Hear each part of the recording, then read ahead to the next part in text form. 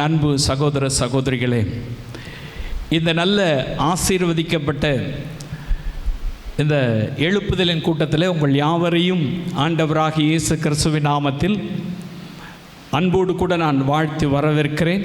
விசேஷமாய் சோஷியல் மீடியாவின் மூலமாய் பார்க்கிற சகோதர சகோதரிகளை நான் இயேசுவின் நாமத்தில் அன்போடு கூட நான் வரவேற்கிறேன். பிரியமான என் அன்பு சகோதரனே சகோதரியே, இந்த கடைசி காலத்தில் ஆண்டவர் தேசத்தில் ஒரு எழுப்புதலை கொண்டு வரும்படியான நாட்களுக்குள்ளாய் நாம் வந்திருக்கிறோம். இந்த எழுப்புதலின் காலத்தில் கர்த்தர் தம்முடைய பிள்ளைகளை எப்படி பயன்படுத்துகிறார், எப்படி அவர்களை நடத்தி செல்லுகிறார் என்பதை குறித்து நாம் வேதத்திலிருந்து அறிந்து கொண்டால்தான் எழுப்புதலுக்கு பாத்திரவான்களாய் நாம் இருக்க முடியும். அப்போஸ்தலர் நாட்களிலே கர்த்தர் 12 சீஷர்களை நம்பி அதன் பின்பு 120 பேரோடு கூட ஊழியத்தை இயேசு விட்டு போனார். அந்த ஊழியம் இன்றைக்கு வளர்ந்து ஏராளமான நாடுகளில் உலகம் முழுவதிலும் வியாபித்து இருக்கும்படியாய், உலகம் முழுவதும் சுவிசேஷம் பரவி செல்லும்படியாய் கர்த்தர் ஒரு பெரிய எழுப்புதலை கட்டளையிட்டார். முதல் நூற்றாண்டிலே அப்போஸ்தலர் காலத்தில். பிரியமானவர்களே, அந்த அப்போஸ்தலர் காலத்தில் கர்த்தர் தம்முடைய பிள்ளைகளை இப்படி பயன்படுத்தினார். அதே விதமாகத்தான் இயேசு கிறிஸ்துவின் 2வது வருகைக்கு முன்பதாக தேசத்தில் உலக நாடுகளிலே ஆண்டவர் ஒரு எழுப்புதலை கட்டளையிட்டு தம்முடைய பிள்ளைகளை ஆண்டவர் பயன்படுத்த விரும்புகிறார். இதை கேட்டுக்கொண்டிருக்கிற என் அன்பு சகோதரனே சகோதரியே, ஆண்டவர் யாரையோ பயன்படுத்த விரும்பவில்லை, யாரையோ ஆவியானவர் பயன்படுத்த விரும்பவில்லை. வேத வசனத்தின்படி நடக்கிற, இயேசுவை நேசிக்கிற, ரட்சிக்கப்பட்டு ஆண்டவருக்குள்ளாய் வாழ்ந்து கொண்டிருக்கிற உங்களை தான் கர்த்தர் பயன்படுத்த விரும்புகிறார். இந்த எழுப்புதல் நம் மூலமாகத்தான் நம்முடைய தேசத்திலும் உலக நாடுகளிலும் கர்த்தர் அனுப்பி கொடுத்து ஆசீர்வதிக்க விரும்புகிறார். முதல் நூற்றாண்டில் அப்போஸ்தலர் காலத்தில் பலத்த எழுப்புதலை அப்போஸ்தலர் நடவடிக்கை புஸ்தகம் முழுவதும் நீங்கள் வாசிக்கும் பொழுது அநேக காரியங்கள், எழுப்புதலுக்குரிய காரியங்கள் அங்கு வாசித்து பார்க்க முடிகிறது. அதில் இன்றைக்கு நான் உங்களோடு கூட பேச விரும்புகிற தேவனுடைய வார்த்தை நீங்கள் வாசிக்கலாம். அப்போஸ்தலர் நடவடிக்கை புஸ்தகம் 11ஆம் அதிகாரம் 19ஆம் வசனத்திலிருந்து 26ஆம் வசனம் வரை சொல்லப்பட்டிருக்கிற தேவனுடைய வார்த்தை என்னவென்றால், நீங்கள் பாருங்க, அங்கு எருசலேம் தேவாலயத்தில் சில கூடி ஆண்டவரை ஜெபிக்கிறார்கள், ஆராதிக்கிறார்கள். அங்கு ஒரு பெரிய எழுப்புதல் உண்டாயிற்று. அவர்கள் அந்த எழுப்புதல் உண்டான உடனே அந்தியோக்கியா என்று சொல்லுகிற ஒரு பட்டணத்தில் ஜனங்கள் சத்தியத்தை கேட்க ஆவலாய் இருக்கிறார்கள், வசனத்தை கேட்க ஆவலாய் இருக்கிறார்கள் என்பதை அந்த திருச்சபை அறிந்தபடினாலே பாருங்க, அந்த திருச்சபையில் பர்னபா என்று சொல்லுகிற ஒரு தேவ மனுஷர், அந்த தேவ மனுஷனை பாருங்க, அவர்கள் எருசலேமிலிருந்து அந்தியோக்கியா என்று சொல்லுகிற பட்டணத்துக்கு சுவிசேஷத்தை சுமந்து செல்லும்படியாய், எழுப்புதலுக்கு சுவிசேஷத்தை அறிவிக்கும்படியாய் அவரை அனுப்பி வைக்கிறார்கள். வாசிக்கலாம். ஸ்தேவான் நிமித்தமாய் எழும்பின உபத்திரவத்தினாலே, ஸ்தேவானை கொலை பண்ணிட்டாங்கல்ல, ஸ்தேவானை கல்லெறிஞ்சு கொன்னுட்டாங்க. ஸ்தேவான் அந்த உபத்திரவத்தினாலே சிதறப்பட்டவர்கள் சுவிசேஷ வசனத்தை யூதருக்கே அன்றி மற்ற ஒருவருக்கும் அறிவியாமல் பெனிக்கிய நாடு, சீப்ரு தீவு, அந்தியோகியா பட்டணம் வரைக்கும் சுற்றி திரிந்தார்கள். அவர்களில் சீப்ரு தீவாரும் அவர்களில் சீப்ரு தீவாரும் சிரேன பட்டணத்தாருமாகிய சிலர் சிரேன பட்டணத்தாருமாகிய சிலர் அந்தியோகியா பட்டணத்துக்கு வந்து அந்தியோகியா பட்டணத்துக்கு வந்து கிரேக்கருடனே பேசி கர்த்தராகிய இயேசு கிறிஸ்துவை குறித்து பிரசங்கித்தார்கள். கர்த்தருடைய கரம் அவர்களோடே இருந்தது. அநேக ஜனங்கள் விசுவாசிகளாகி கர்த்தரிடத்தில் திரும்பினார்கள். கர்த்தரிடத்தில் ஒரு எழுப்புதல், கர்த்தரிடத்தில் திரும்பினார்கள். எருசலேமில் உள்ள சபையார் இந்த காரியங்களை குறித்து கேள்விப்பட்ட போது அந்த அந்தியோகியா பட்டணத்தில் அநேகர் ரட்சிக்கப்படுறாங்கன்ற காரியத்தை கேள்விப்பட்ட போது அந்தியோகியா வரைக்கும் போகும்படி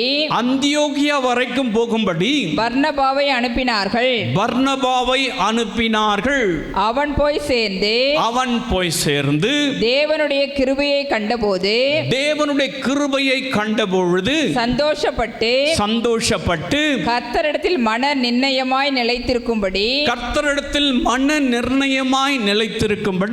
எல்லாருக்கும் புத்தி சொன்னான். அவன் நல்லவனும் பரிசுத்த ஆவியினாலும் விசுவாசத்தினாலும் நிறைந்தவனுமாயிருந்தான்.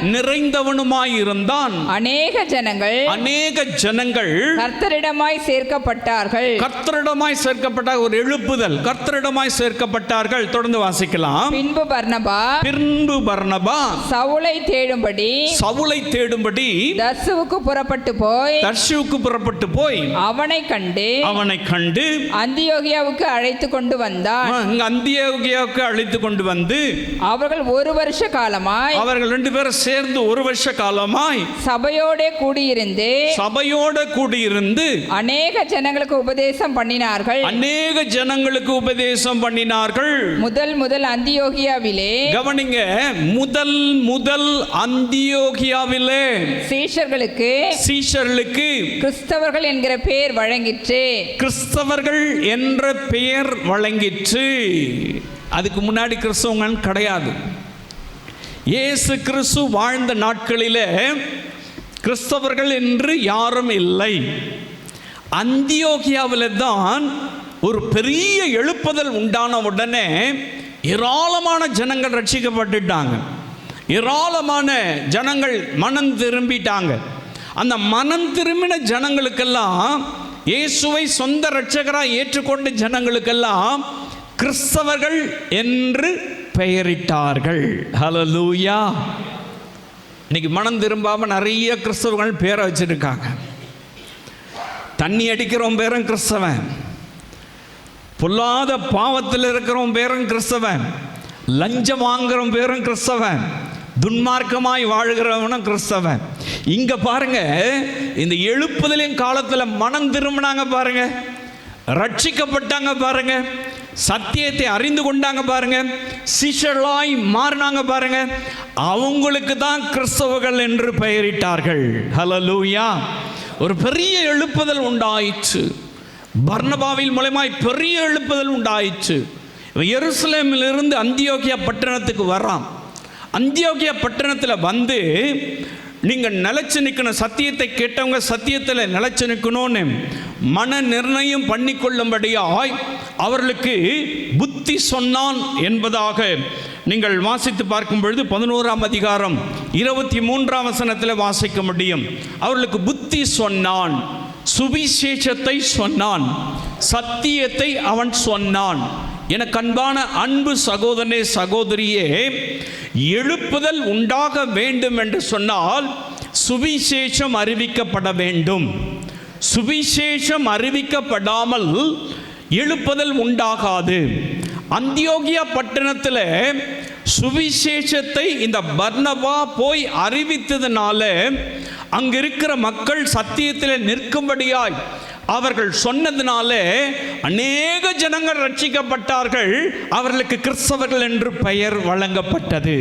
எனக்கு அன்பான அன்பு சகோதரனே சகோதரியே, எழுப்புதல் காலத்தில் கர்த்தர் யாரை பயன்படுத்துவார் அப்படி சொன்னாக்கா, சுவிசேஷம் அறிவிக்கிற தாகம் உடையவர்களை தான் கர்த்தர் பயன்படுத்துவார். ஹல்லேலூயா. ஆண்டவரை பாருங்க, எல்லாரும் தேடுவாங்க. இயேசு விட்ட பலர் வருவாங்க. எதுக்காக வருவாங்க?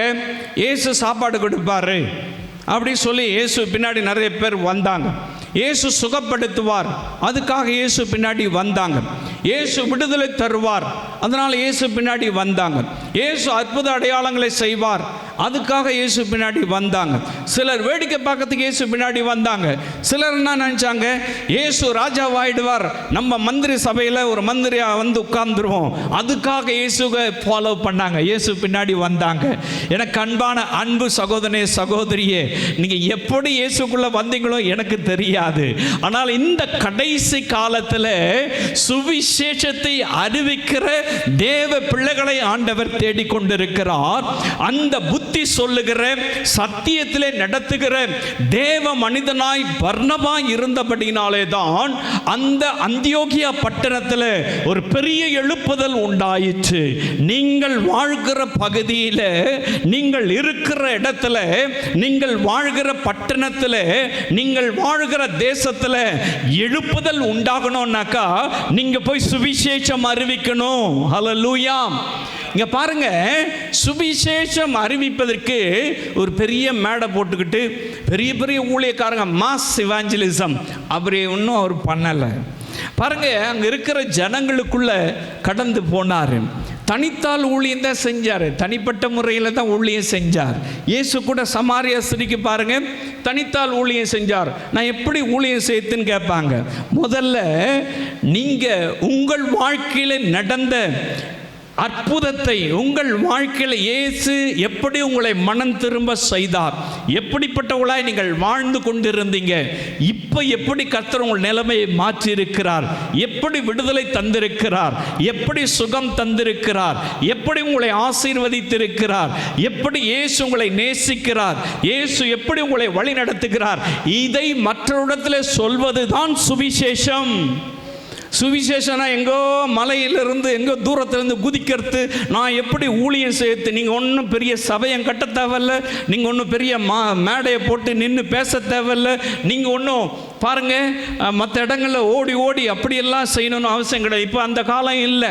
நீங்கள் பக்கத்தில் இருக்கிற ஒரு கிராமத்துக்கு கடந்த மாதத்தில் போயிருந்தோம். கடந்த மாதத்தில் பார்த்தீங்கன்னாக்கா அவங்க அடித்து வெளியே துரத்திட்டாங்க. அந்த கிராமத்தில் பக்கத்தில் இருக்குங்க, இந்த ஒரு 5 கிலோமீட்டர் தூரத்தில் பக்கத்தில் இருக்கிற புகுதேர்னு கிராமம் தெரியல, அதுக்குள்ளே போய் சுவிசேஷம் சொல்லிட்டுங்களா பார்ப்போம். சொல்ல இப்போ வாய்ப்பு கிடையாது, சுவிசேஷம் அறிவிக்க முடியாது. நீங்கள் போய் கைப்பிரதி கொடுத்தாலும் அடித்து துரத்திடுவான். ஆனால் தனி நபராக ஒருவரையும் சந்திக்க முடியும், தனியாக அந்த மக்களுக்காக ஜெபிக்க முடியும், தனி ஒரு மனிதனாக அந்த மக்களுடைய எழுப்புதலுக்காக நீங்கள் ஜெபிக்க முடியும். ஹல்லேலூயா. எனக்கு அன்பானவர்களே, இந்த பர்னபா அந்த எழுப்புதலுக்கு எப்படிப்பட்டவனாய் இருந்தான்? சுவிசேஷம் அறிவிக்கிறவனாய் இருந்தான், மற்றவர்களுக்கு புத்தி சொல்லுகிறவனாய் இருந்தான். ஆகையினாலே தான் கர்த்தர் அவன் மூலமாய் அந்த பகுதியில் அந்த ஜனங்களுக்கு ஒரு பெரிய எழுப்புதலை கட்டளையிட்டு கிறிஸ்தவர்கள் என்று பெயர் வைக்கப்பட்டது. ஹல்லேலூயா. இரண்டாவது, அவன் எப்படிப்பட்டவனாய் இருந்தான் என்பதாக வேதம் சொல்கிறது. பாருங்க, 11ஆம் அதிகாரம் 24ஆம் வசனத்தினுடைய முற்பகுதியில் பார்த்தீங்கன்னாக்கா, அவன் நல்லவனாய் இருந்தான். ஹல்லேலூயா. நல்லவனாய் இருந்தான். அநேகருடைய வாழ்க்கையில் அதுதான் கேள்விக்குறி. நீங்கள் ரட்சிக்கப்பட்டிருக்கலாம், நீங்கள் சத்தியத்தில் வந்திருக்கலாம், நீங்கள் ஞானஸ்நானம் எடுத்திருக்கலாம், நீங்கள் ஆவிக்குரிய சபைக்கு போகலாம், அல்லது நீங்கள் பாரம்பரிய சபைக்கு போகலாம், அல்லது நீங்கள் சுவிசேஷம் கூட அறிவிக்கலாம். வேதம் சொல்லுகிறது, நல்லவர்களாய் இருக்கிறவர்களை தான் ஆண்டவர் பயன்படுத்துவார். அவன் நல்லவனாய் இருந்தான். பாருங்க, அநேகருடைய வாழ்க்கையில் ரட்சிக்கப்பட்டேன்னு சொல்லுவாங்க, மன்னிக்கிற சுவாபம் இருக்காது. மனம் திரும்பிட்டேன்னு சொல்லுவாங்க, வைராக்கியம் உள்ள பழி வாங்குகிற எண்ணம் இருக்கும். பாருங்க, நான் சத்தியத்தில் நிற்கிறேன்னு சொல்லுவாங்க, பொறாமை இருக்கும். நான் ஆண்டவருக்குள்ள நான் என்னை தாழ்த்துக்கிறேன்னு சொல்லுவாங்க. ஏதோ ஒரு காரியத்தை குறித்து பெருமை, ஏதோ ஒரு படிப்பு, ஏதோ ஒரு ஜாதி, ஏதோ ஒரு கலர், ஏதோ ஒன்றை குறித்து பெருமை.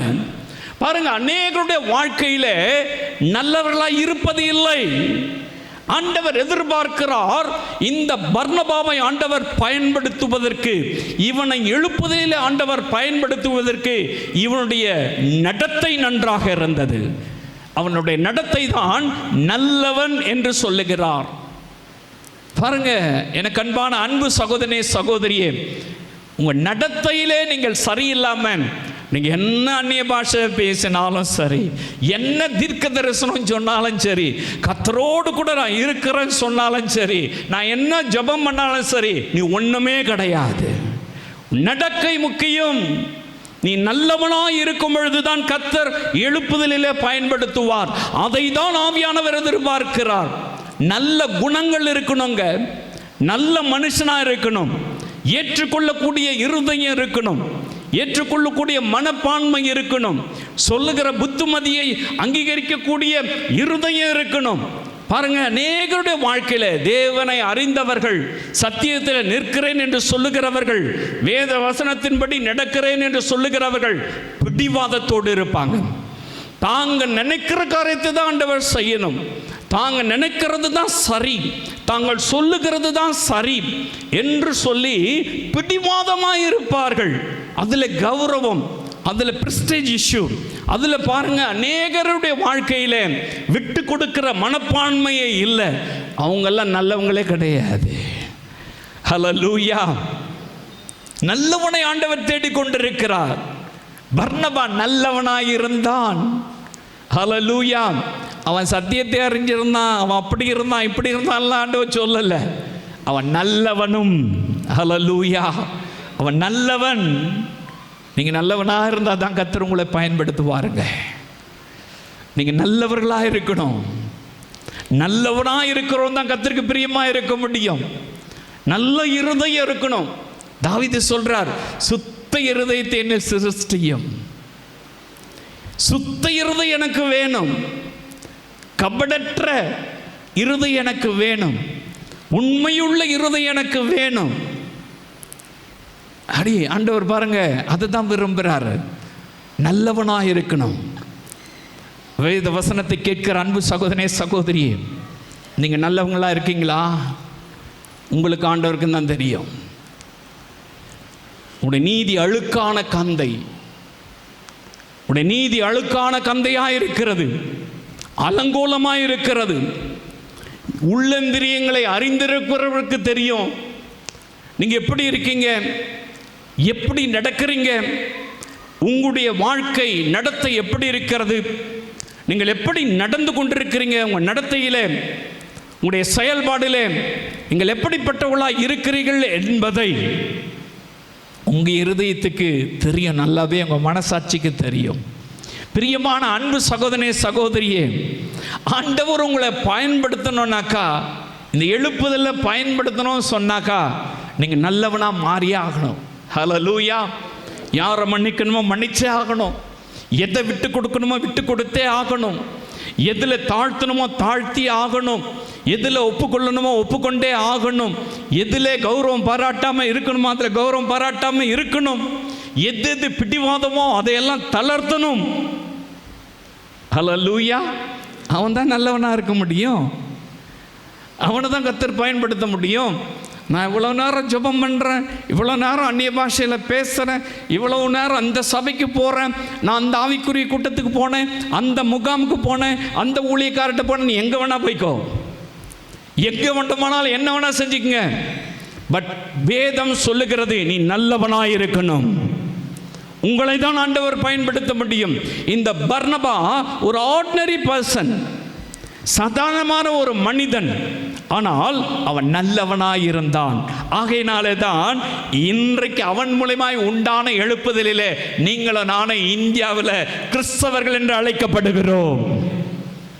இந்த எழுப்புதலுக்கு காரணம் அவன் நல்லவனாக இருந்ததனால்தான் நீங்களும் நானும் கிறிஸ்தவர்களாக இருக்கிறோம். ஹல்லேலூயா. எனக்கு அன்பான அன்பு சகோதரனே சகோதரியே, கர்த்தர் நம்மை பயன்படுத்தணும்னு விரும்புகிறாரு. பட் நீங்கள் நல்லவனா இருக்கணும்னு கர்த்தர் எதிர்பார்க்கிறார். அவங்கள தான் கர்த்தர் என்ன செய்வார்? பயன்படுத்துவார். ஹல்லேலூயா. ரெண்டாவது வேதம் சொல்லுகிறது பாருங்க, அவன் எப்படிப்பட்டவனா இருந்தானா? பரிசுத்த ஆவியினால் நிறைந்தவனாய் இருந்தான். 11ஆம் அதிகாரத்தில் 24ஆம் வசனத்துடைய மைய பகுதியில் வாசிங்கனாக்கா, அவன் நல்லவனும் பரிசுத்த ஆவியினாலே நிறைந்தவனுமாயிருந்தான். ஹல்லேலூயா. பரிசுத்த ஆவியானவர் அவனுக்குள் இருந்தார். ஹல்லேலூயா. பரிசுத்த ஆவியானவரால் அவன் நடத்தப்பட்டான். ஆவியிலே நிரம்பினவனாய் இருந்தான். பரிசுத்த ஆவியானவரால் நல்ல கைட் பண்ணப்பட்டான், நல்ல வழிநடத்தப்பட்டான். ஆகையினாலே தான் அவன் போய் புத்தி சொல்லும் பொழுது, அவன் சுவிசேஷம் செய்யும் பொழுது, அவன் அந்த இடத்துல அவனுடைய நடக்கையிலே சரியாய் நடந்து மற்றவர்களுக்கு முன்பதாய் சாட்சி உள்ளவனாய் இருந்து, அங்கு பாருங்க அவன் சுவிசேஷத்தை சொல்றான். அங்கு ஒரு பெரிய எழுப்புதல் உண்டாயிற்று. ஹல்லேலூயா. நீ நல்லவனாய் இருக்கிறது மட்டும் கிடையாது, பரிசுத்த ஆவியினால் நிரப்பப்பட்டவனாய் இருக்கணும். ஹல்லேலூயா. நீ பரிசுத்த ஆவியானவரை நெக்லெக்ட் பண்ணிட்டு, அவரை நீ தூரம் வச்சுட்டு, பரிசுத்த ஆவியானவர் எனக்கு வேண்டாம், அந்த உபதேசம் எனக்கு வேண்டாம், அபிஷேகம் எனக்கு வேண்டாம், நான் ஆவியில் நிரம்பி ஜெபிக்கிற அனுபவம்லாம் எனக்கு வேண்டாம், நான் பைபிள் படிக்கிறேன், நான் ஜெபம் பண்ணுறேன், நான் சபைக்கு போகிறேன், நான் நேர்மையாக இருக்கிறேன், இந்த ஜஸ்டிஃபை பண்ணிக்கிட்டு நீ ஒரு பொழுதும் எழுப்புதலில் பயன்படுத்தக்கூடிய பாத்திரமான நீ இருக்க முடியாது. கர்த்தர் இந்த கடைசி காலத்தில் நம்மை எழுப்புதலில் பயன்படுத்தணும்னாக்கா ஆவியிலே நிரப்பப்பட்டவனாய் இருக்கணும், அபிஷேகம் பெற்றவனாய் இருக்கணும். இவன் பரிசுத்த ஆவியானவரால் நிரப்பப்பட்டவனாய் இருந்தான். ஆவியானவர் அவனை நடத்தினார். எழுப்புதல் காலத்தில் கர்த்தர் உங்களை பயன்படுத்தணும்னாக்கா நீங்கள் அபிஷேகத்தை பெற்றிருக்கணும். இது ஆவியானுடைய காலம், பரிசுத்த ஆவியானுடைய காலம். அபிஷேகம் இல்லைன்னு சொன்னாக்கா நீ வெத்து வெட்டின்னு அர்த்தம், ஜீவன் இல்லாதவன் அர்த்தம். அபிஷேகம் இல்லைன்னு சொன்னாக்கா நீ சத்தியத்தை நிற்கவே முடியாது. கடைசி காலத்தில் உபதேசத்தை புரிந்து கொள்ள முடியாது, சத்தியத்தை அறிந்து கொள்ள முடியாது. ஆவியானவர் தான் ஒரு மனுஷனுக்குள்ளாய் கிரியை நடப்பிக்க முடியும். ஆவியானவர் தான் ஒரு மனுஷனை பயன்படுத்த முடியும். ஆவியானவர் தான் வரங்களை தர முடியும். ஆவியானவர் தான் ஆவியின் கனிகளை தர முடியும். ஆவியானவர் தான் ஊழியத்திலே அறுவடையை தர முடியும். பரிசுத்த ஆவியானவரை பெற்றுக்கொள்ளாம நான் படித்த படிப்பை வச்சுக்கிட்டு, நான் பைபிள் படிச்சிருக்கிறேன் அதை வச்சுக்கிட்டு, நான் இப்படி இருக்கிறேன் அப்படி இருக்கிறேன், இந்த பதவியில் இருக்கிறேன், நான் இவ்வளோ நாள் ஊழியம் செய்கிறேன், நான் இந்த பாரம்பரியத்தில் இருந்து வந்தவன், நான் இப்படிப்பட்டவன் அப்படிப்பட்டவனாக்கா நீ ஜீரோன்னு அர்த்தம். அபிஷேகம் இல்லைன்னு சொன்னாக்கா கர்த்தர் கடைசி காலத்தில் பயன்படுத்த முடியாது. ஹல்லேலூயா. அபிஷேகம் தேவைங்க, ஆவியானவர் தேவைங்க, பரிசுத்த ஆவியானவருடைய அபிஷேகம் பெற்ற. நான் ஒரு காலத்தில் பெற்றிருந்த பிரதர், முன்ன நான் பெற்றுட்டு இருந்தேன், அப்போல்லாம் நான் ஆவியில் நிரம்பினேன், இப்போ இல்லை. முந்தைய காலத்தில் பேசாத, இப்போ அப்டேட் என்ன பண்ணியிருக்க, எல்லாத்தையும் அப்டேட் பண்ணிக்கிறீங்கள. இப்போ எப்படி இருக்கீங்க? இப்போ அபிஷேகத்தை நீங்கள் பெற்றிருக்கீங்களா? இப்போ ஆவியானவரோடு கூட நீங்கள் இருக்கிறீங்களா? ஆவியானவர் உங்களை நடத்துகிறாரா? தினம் ஆவியானவர் உங்களோடு கூட பேசுகிறாரா? நீ அபிஷேகத்தை பெற்றுக்கிட்டு மாத்திரம் இல்லை, அபிஷேகத்தை பெற்றுக்கொண்டவனாய் மாத்திரம் இருந்தாக்க ஆண்டவர் நம்ம பயன்படுத்த முடியாது. ஆவியானவர் நம்ம நடத்தணுங்க. ஹல்லேலூயா. நீங்கள் ஆவியானவர் நடத்துறது கிடையாது. ஏதோ ஒரு கூட்டத்துக்கு போனால் அந்நிய பாஷையில் பேசிட்டு போகிறது கிடையாது. ஏதோ ஒரு சபைக்கு போனாக்கா ஆவியில் நிரம்புறது, அப்புறம் பார்த்தாக்கா வீட்டுக்கு போனாக்கா அது அப்படியே அனல் இல்லை, குளிரும் இல்லை, எதுவும் இல்லாத வாந்தி பண்ணி போட்டுருவார், எதுவும் இல்லாமல் போகிறது. கூட்டத்துக்கு போனால் தான் அபிஷேகம் கிடையாது, சபைக்கு போனால் தான் அபிஷேகம் கிடையாது. எப்பொழுதும் ஆவியிலே அனலாயிருங்கள். ஹல்லேலூயா. எப்பொழுதும் ஆவியானவரோடு கூட இருக்கிற அனுபவம் இருக்கணும். பரிசுத்த ஆவியானவரால் இயக்கப்படுகிற அனுபவம் இருக்கணும். அவனை தாங்க கர்த்தர் பயன்படுத்த முடியும். நீங்கள் அப்படி இருக்கீங்களா? எனக்கு அன்பானவர்களே, கொஞ்சம் யோசிச்சு பாருங்க. பர்னபா ஆவியானவரோடு கூட நடந்தான், பரிசுத்த ஆவியானவரோடு கூட அவன் இருந்தான். அதனால்தான் அவன் போய் சுவிசேஷத்தை சொன்னவனே எல்லாம் இயேசுவை ஏற்றுக்கொண்டாங்க. அங்கு கிறிஸ்தவர்கள் என்று பெயர் வந்துருச்சு அவங்களுக்கெல்லாம். ஹல்லேலூயா. ஒரு பெரிய எழுப்புதல் உண்டாயிற்று. அந்தியோக்கியா பட்டணம் முழுவதும் ரட்சிக்கப்பட்டது. எனக்கு அன்பானவர்களே, அடுத்து அவன் எப்படிப்பட்டவனாக இருக்கான் வாசிக்கலாம். 24ஆம் அதிகாரத்தை பின்பகுதியில் விசுவாசத்தினாலும் நிறைந்தவனுமாயிருந்தான். அடுத்து அவன் எப்படி இருக்கான் பாருங்க.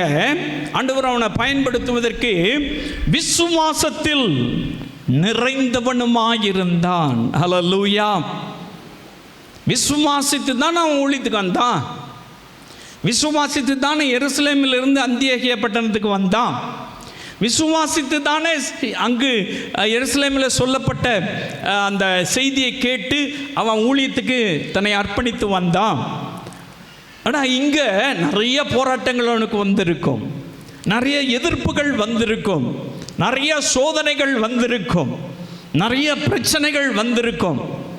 அவன் விசுவாசத்திலே தன்னை காத்து கொண்டவனாக விசுவாசத்தில் எப்போ நிறைஞ்சிருந்தான். என்னை அழைத்தவர் உண்மையுள்ளவர், என்னை இந்த பட்டணத்துக்கு அவர் அனுப்பி இருக்கிறவர், என்னை கொண்டு இந்த காரியத்தை செய்வார், என்னை கொண்டு எழுப்புதலை கர்த்தர் கட்டளையிடுவார், என்னை கொண்டு ஆண்டவர் சுவிசேஷத்தை அறிவிக்கும்படியாய் எருசலேமிலிருந்து அந்தியோகியா பட்டணத்துக்கு என்னை அழைத்து வந்திருக்கிறார். என்னை கொண்டுதான் இந்த ஜனங்களோடு கூட கர்த்தர் பேச விரும்புகிறார். என்னை கொண்டுதான் ஆண்டவர் எழுப்புதலை கொடுக்க விரும்புகிறார். என்னை கொண்டுதான் ஆவியானவர் இந்த ஜனங்களை மனம் திரும்ப வைக்க போகிறார் என்று சொல்லுகிற விசுவாசத்தில் நிறைந்திருக்கிற ஒரு மனுஷனாய் இருந்தான். இன்னைக்கு பாருங்க, எல்லாம் கேட்டுட்டு இருப்போம். செவுதங்காரில் சங்கூதன மாதிரி பார்த்தீங்கன்னு சொன்னாக்கா, இந்த காதில் வாங்கி அந்த காதில் விட்டுட்டு எனக்கு இங்கே வலிக்குது அங்கே வலிக்குது, இந்த பிரச்சனை அந்த பிரச்சனை, இது போது அது போது, என்னால் அதை பண்ண முடியல இதை பண்ண முடியல. உன் ஆண்டவர் ஒரு பொழுதும் பயன்படுத்த முடியாது. நீ வேண்டாதவனாய் கத்த தள்ளப்பட்டுருவார்.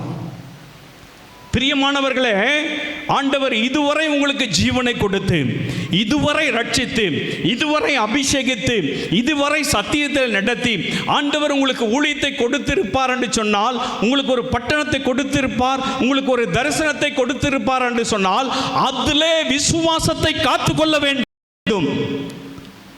இன்னைக்கு பாருங்க, நிறைய பேருடைய விசுவாசம் கேள்விக்குறி. நல்லது நடந்தா இயேசுவை விசுவாசிப்போம், ஆசீர்வாதம் வந்தா இயேசுவை விசுவாசிப்போம்.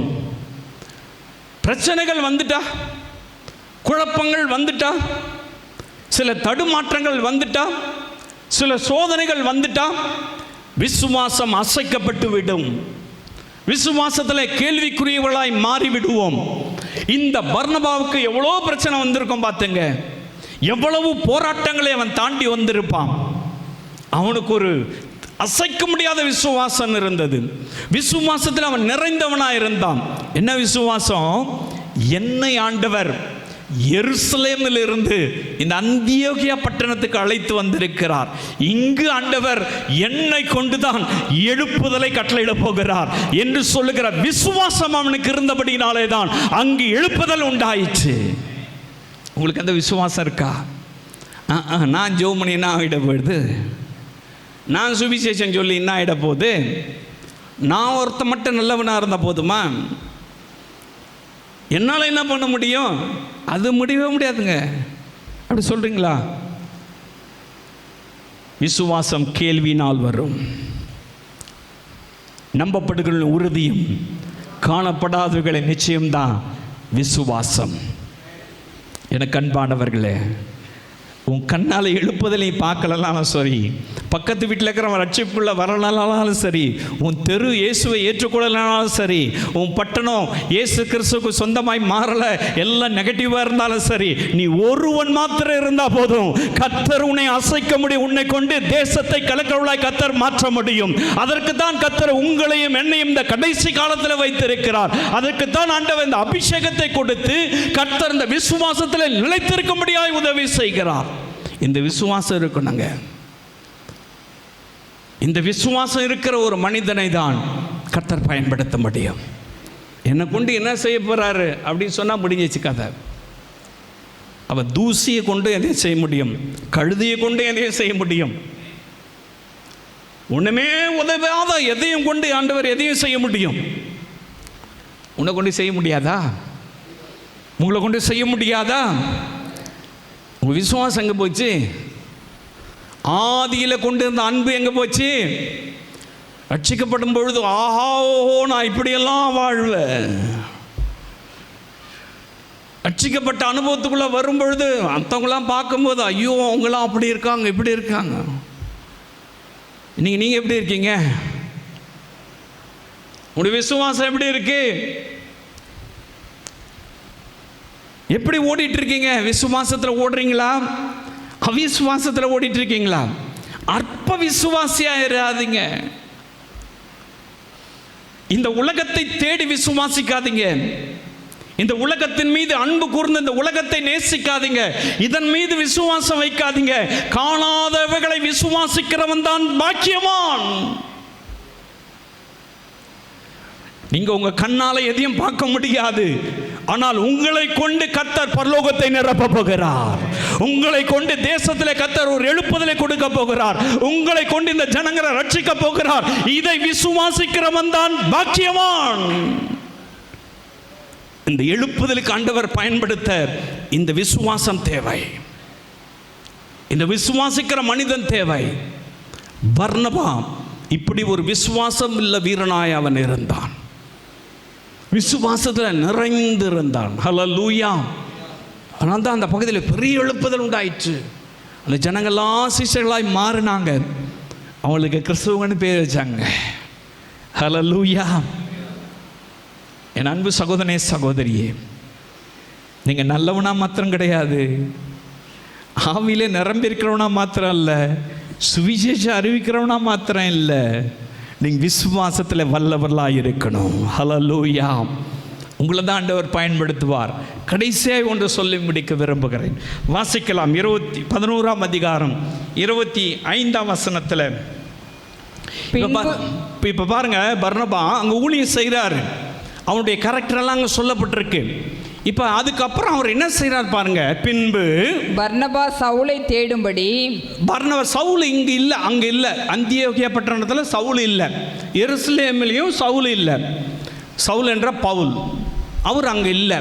இப்போ அவரை தேடி தர்சுவுக்கு புறப்பட்டு போய், தர்சுவில் இருக்கார் அவரு, தர்சுக்கு புறப்பட்டு போய் அவனை கண்டு அந்தியோகியாவுக்கு அழைத்து கொண்டு வந்தான். அப்பா, நான் தனியாக ஊழியம் செய்ய முடியல, இங்கே ஏராளமான ஆத்துமாக்கள் இருக்கு, இங்கே ஏராளமான அறுவடை இருக்குது, இங்கே ஏராளமான ஜனங்கள் மனம் திரும்ப காத்து இருக்கிறாங்க, ஆண்டவருக்கு ஊழியம் செய்ய ஆட்கள் தேவை அப்படின்ற தாகத்தை பவுலுக்கு சொல்லி தர்சுக்கு போய் அவனை கூட்டிட்டு எங்க வர அந்தியோகியாவுக்கு அழைத்து கொண்டு வந்தான். அந்தியோகியாவுக்கு அழைத்து கொண்டு வந்தான். அவர்கள் ஒரு வருஷ காலமாய் சபையோட கூடியிருந்து, சபையோட 2 பேரும் சேர்ந்து, பர்னபாவும் பவுலும் சேர்ந்து சபையோட கூடியிருந்து அநேக ஜனங்களுக்கு உபதேசம் பண்ணினார்கள். சும்மா இல்லை, அநேக ஜனங்களுக்கு சுவிசேஷம் சொன்னாங்க, உபதேசம் பண்ணினார்கள். அவங்களுக்கெல்லாம் கிறிஸ்தவர்கள் என்று பெயர் வந்தது. ஹல்லேலூயா. அவங்கெல்லாம் சிஷ்யர்களானார்கள். எழுப்புதல் வர்றதுக்கு என்ன பண்ணா தெரியுமா? இவர் நான் மட்டும் இருந்தால் போதாது, எனக்கு ஒரு ஃபெலோஷிப் வேணும், எனக்கு ஒரு ஃபெலோஷிப் வேணும், எனக்கு ஒரு ஐக்கியம் வேணும், என்னோடு கூட ஊழியம் செய்கிறவங்க வேணும், என்னோடு கூட ஜெபிக்கிறவங்க வேணும், என்னோடு கூட ஆண்டவரை நேசிக்கிறவங்க வேணும், என்னோடு கூட விசுவாசத்தில் தோள் கொடுக்கிறவங்க வேணும், என்னோடு கூட இணைந்து ஆண்டவருடைய நாமத்தை மகிமைப்படுத்துற வேணும் சொல்லிட்டு சவுலை தேடி ஓடி போய் கண்டுபிடிச்சி அவரை தர்ஷீசில் இருந்து பாருங்க அந்தியோகியாவுக்கு கொண்டு வந்து 1 வருஷம் 2 பேரை சேர்ந்து அந்த பகுதி முழுவதும் ஊழியம் செஞ்சாங்க. ஒரு பெரிய எழுப்புதல் உண்டாயிற்று. ஹல்லேலூயா. எனக்கு அன்பான அன்பு சகோதரனே சகோதரியே, இந்த கடைசி காலத்தில் ஆண்டவர் உங்களை பயன்படுத்தணும்னு சொன்னாக்கா ஒரு ஆவிக்குரிய ஃபெலோஷிப் வேண்டும், ஆவிக்குரிய ஒரு ஐக்கியம் வேணும். நான் தான் சபைக்கு போகிறேனே, போய்க்கோ. பர்னபாக்கு சுவிசேஷம் சொல்லணுமா? அவருக்கு தான் தெரியுமே, அவர் தான் நல்லவராக இருக்காரு, அவர் தான் அபிஷேகத்தில் நிரம்பி இருக்காரு, அவர் தான் விசுவாசத்தில் வல்லவராக இருக்காரு. அப்புறம் என்னத்துக்கு இன்னொருத்தர் கூட்டிட்டு வரணும்? அப்புறம் எதுக்கு அவர் சவுலை தேடி போகணும்? அவங்க 2 பேரும் இணைந்து ஊழியம் செய்யணுன்ற ஆசை அவருக்கு இருந்தது. ஒரு ஃபெலோஷிப் வேணும்னு விரும்பினார். எழுப்புதலில் ஆண்டவர் பயன்படுத்தினானாக்கா உங்களுக்கு ஒரு ஆவிக்குரிய நண்பர்கள் தேவை, ஃபெலோஷிப் தேவை. ஹல்லேலூயா. ஆவிக்குரிய நண்பர்கள் தேவைங்க. ஆவிக்குரிய நபர்கள் உங்களுக்கு தேவை. சத்தியத்தில் நடத்துகிறவங்களுக்கு தேவை. மெய்ப்பர்கள் யார் வேண்டுமானாலும் இருக்கலாம், யார் வேண்டுமானாலும் உங்கள் சபை போதகராக இருக்கலாம். நீங்கள் அந்த ஃபெலோஷிப் விட்டு வாங்கன்னு சொல்லலை. ஆனால் எழுப்புதலுக்கென்று கர்த்தர் சில மனிதர்களை வைத்திருக்கிறார். அவர்களை கொண்டு தான் கர்த்தர் கிரியை செய்வார். நீங்கள் அந்த ஃபெலோஷிப்பில் கலந்து கொள்ளும் பொழுதுதான் அந்த அபிஷேகத்தை பெற்றுக்கொண்டு தேசத்திலே நீங்கள் ஆண்டவருக்காய் பயன்படுத்தப்பட முடியும். ஹல்லேலூயா. இதை தான் அவர் செய்து காமிக்கிறார். ஊழியம் செய்கிறாராங்க, ஏராளமான ஜனங்கள் மனம் திரும்புகிறாங்க, அதெல்லாம் ஒரு பக்கம் நடந்துட்டு இருக்கு. ஆனால் இன்னொரு ஊழியக்காரை தேடி போகிறார், இன்னொரு தேவ மனிதரை தேடி போகிறார். தேடி போய் அந்த தரிசனத்தை சொல்லி அவரை கூட்டிகிட்டு அந்த இடத்துக்கு வந்து 1 வருஷ காலம் அவங்க 2 பேரை சேர்ந்து ஊழியம் செய்கிறாங்க. அதனால தான் அங்கே இருக்கிற சீஷர்களுக்கு கிறிஸ்தவர்கள் என்று பெயர் வந்தது. ஒரு பெரிய எழுப்புதல் உண்டாயிற்று. ஹல்லேலூயா. உங்கள் ஃபெலோஷிப் எப்படி இருக்கு? நீங்கள் எப்படிப்பட்ட நண்பர்களோடு கூட உங்களுடைய ஃபெலோஷிப் இருக்கு, உங்களுடைய ஐக்கியம் இருக்கு? கொஞ்சம் ஆராய்ச்சி பாருங்கள். எல்லாரையும் நேசிங்க, வேணான்னு சொல்ல. எல்லாரோட அன்பா இருங்க, வேணான்னு சொல்ல. நான் விக்கிரகாராதனை கூட நீ ஃபெலோஷிப் வச்சிக்கினாக்கா அந்த ஆவி தான் உங்களை தாக்கும். அவன் நண்பராக இருக்கலாம். அதே சமயத்தில் நீங்கள் ஆவிக்குரியவர்கள், ஆவிக்குரிய பிரகாரமாய் சிந்திக்க வேண்டும். உங்களுடைய ஃபெலோஷிப் அப்படி இருந்துட்டு நான் எழுப்புதலில் பயன்படுத்தப்பட 24 மணி நேரம் அவங்க கூட பேசி நிற்கிறது, 24 மணி நேரம் அவங்களுடைய ஆலோசனை கேட்கறது, 24 மணி நேரமாக அவங்களோடு கூட சந்தோஷமாக இருக்கிறது, அப்புறம் நான் ஜெபம் பண்ணுறது, நான் பைபிள் படிக்கிறது, நான் ஆவிக்குரிய பிரகாரமாக இருக்கிறேன்னு சொல்கிறது மாய்மாலம். உன்னை ஆண்டவர் பயன்படுத்தவே மாட்டார். முதல்ல நீங்கள் யாருன்னு தெரிஞ்சுக்கங்க. You are the chosen person. நீங்கள் தெரிந்து கொள்ளப்பட்டவர்கள், நீங்கள் அபிஷேகம் பெற்றவர்கள், நீங்கள் ரட்சிக்கப்பட்டவர்கள், கடைசி காலத்தில் இருக்கிற தேவனுடைய பிள்ளைகள். நீங்கள் யாருன்னு உங்களை நீங்கள் கேள்வி கேட்டு பாருங்க, உங்களுக்கு தெரியும் நீங்கள் எப்படிப்பட்டவர்களாக இருக்கணும் அப்படின்றது நீங்கள் புரிஞ்சு கொள்வீங்க.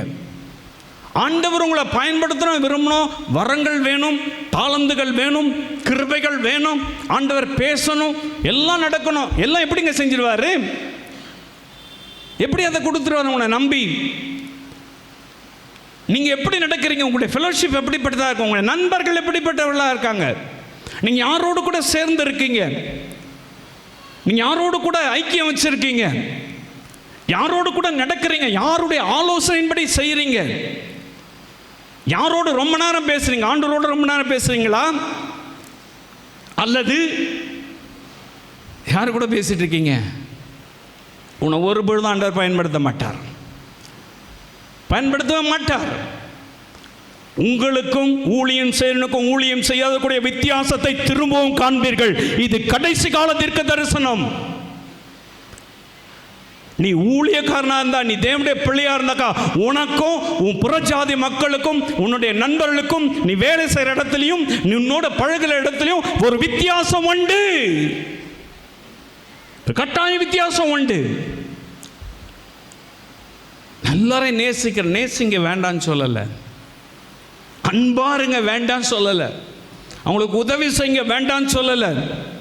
அட் த சேம் டைம் நீங்கள் யாருன்னு உங்களுக்கு தெரியும், நீங்கள் போகிற பாதை உங்களுக்கு தெரியும், நீங்கள் ஆராதிக்கிற தேவன் எப்படிப்பட்டவங்க உங்களுக்கு தெரியும், நீங்கள் எந்த இடத்துக்கு போக போகிறீங்களும் உங்களுக்கு தெரியும், இந்த கடைசி காலத்தில் நீங்கள் எப்படி நடக்க வேண்டும் என்பது உங்களுக்கு தெரியும். அவங்களுக்கு தெரியாதுங்க, அவங்களுக்கு தெரியாது. ஃபெலோஷிப் முக்கியம், ஐக்கியம் முக்கியம். ஆண்டவர் கடைசி காலத்தில் நம்ம பயன்படுத்தணும்னு விரும்புகிறோம்ல, உங்களுடைய ஐக்கியம் எப்படிப்பட்டதாக இருக்குது? இந்த பர்னபா சரியான ஃபெலோஷிப் வச்சுக்கிட்டார், அழகான ஃபெலோஷிப். தேடி போய் பிடிச்சி அவரை கொண்டு வந்து அவருடைய தரிசனத்தெல்லாம் சொல்லி, அந்த மக்கள் பற்றியெல்லாம் சொல்லி, அவரோடு கூட பேசி, அவரை கன்வின்ஸ் பண்ணி, 2 பேரையும் அவரை கூட்டிகிட்டு வந்து 2 பேரும் 1 வருஷம் ஒரே இடத்துல தங்கியிருந்து ஒரே சபைக்கு போய் பாருங்க, அந்த பகுதி முழுவதும் சுவிசேஷம் சொன்னாங்க. ஹல்லேலூயா. ஒரு பெரிய எழுப்புதல் வந்துச்சுல்ல. அந்த எழுப்புதலின் பேரில் தான் கிறிஸ்தவர்களும் வந்துருச்சு. ஹல்லேலூயா. முதல் பைபிள் அப்படி தான் சொல்லுது, முதல் அந்தியோகியா பட்டணத்தில் தான் கிறிஸ்தவர்கள் என்று பெயர் வந்தது. எவ்வளோ பெரிய ரிவைவல், எவ்வளோ பெரிய எழுப்புதல். சாதாரண மனுஷன் பர்னபா, ஆண்டவர் எப்படி பயன்படுத்தினார்ல? Why not? உங்களை ஆண்டவர் பயன்படுத்த மாட்டாரா? உங்களை ஆண்டவர் நீங்கள் இருக்கிற பகுதியில் பயன்படுத்த மாட்டாரா? உங்கள் சபையில், உங்கள் பட்டணத்தில், உங்கள் ஊழியங்களில் ஆண்டவர் உங்களை பயன்படுத்த மாட்டாரா? கேள்வி கேட்டுட்டு அமர்ந்திருந்தோம்னா எதுவும் நடக்காது. வசனத்தை கேட்கிறோம், நாம் வசனத்தின்படி தன்னை ஒப்பு கொடுக்கணும். வசனத்தின்படி தன்னை காத்து கொள்ளுகிற ஒரு மனிதனை தான் கர்த்தர் அந்த எழுப்புதல் காலத்தில் பயன்படுத்த முடியும். ஹல்லேலூயா. உங்களுக்கு அந்த அபிஷேகம் வேணும், என்னை ஆண்டவர் பயன்படுத்தணும் அப்படின்னா ஆவியானவர் உங்களோடு கூட பேசியிருக்கிறார். நீங்கள் எப்படி இருக்கணுன்றது ஆண்டவர் பேசியிருக்கிறார். பர்னபா எப்படி இருந்தார்னு ஆண்டவர் பேசியிருக்கிறார். பர்னபாவுடைய வாழ்க்கையிலேருந்து ஆண்டவர் நமக்கு சொல்லி கொடுத்துருக்கிறார். நம்ம வாழ்க்கையில் இதெல்லாம் எது குறைஞ்சிருக்குது, எது தவறி போயிருக்குது, எதில் நம்மளால் நிற்க முடியல, உங்கள் மனசாட்சிக்கு தெரியும், உங்களுக்கு தெரியும். நீங்கள் ஆண்டவரிடத்தில் பேசி ஒப்புரவாங்க. எனக்கு தெரிய தேவையில்லை, பக்கத்தில் இருக்கிறவங்களுக்கு தெரிய தேவையில்லை. எழுப்புதலில் ஆண்டவர் உங்களை பயன்படுத்தணும். விருப்பமுடையவர்கள் இயேசுவை நோக்கி பாருங்கள். என்னையும் பயன்படுத்த பர்னபாவுடைக்குள்ளே இருந்த அந்த குவாலிஃபிகேஷன், அந்த நல்ல குணங்கள், நல்ல பண்புகள் எனக்கும் வேணாம்ப்பா, என்னையும் பயன்படுத்துங்க. என்னை ஒப்பு கொடுக்குறேன், என்னை தாழ்த்துக்கிறேன், என்னை வெறுமையாக்குகிறேன், என்னை அர்ப்பணிக்கிறேன் அப்படி சொல்லி கல்வாரி சிலுவை நோக்கி பார்த்து இந்த கடைசி கால எழுப்புதலில் அந்த அபிஷேகத்தை கொடுத்து என்னையும் பயன்படுத்துங்கன்னு சொல்லி கேட்கலாமா? எல்லாரும் எழும்பி நின்று இயேசுவை நோக்கி பார்க்கலாம், இயேசுவை நோக்கி பார்க்கலாம். எனக்கு அன்பானவர்களே, இந்த வசனத்தை கேட்டுக்கொண்டிருந்த இந்த அன்பு சகோதர சகோதரிகளே, தேவரீர் நீர் ஆசீர்வதிப்பீராக, உம்முடைய அக்கினியை ஊற்றுவீராக. ஒவ்வொருவரையும் எழுப்புதல் காலத்தில் பயன்படுத்துங்க. எழுப்புதலை உங்கள் பயன்படுத்தப்படட்டும். இயேசுவே உம்முடைய கரத்தில் உங்களை ஒப்புக் கொடுக்கிறேன். இயேசுவின் நாமத்தில் நல்ல பிதாவே.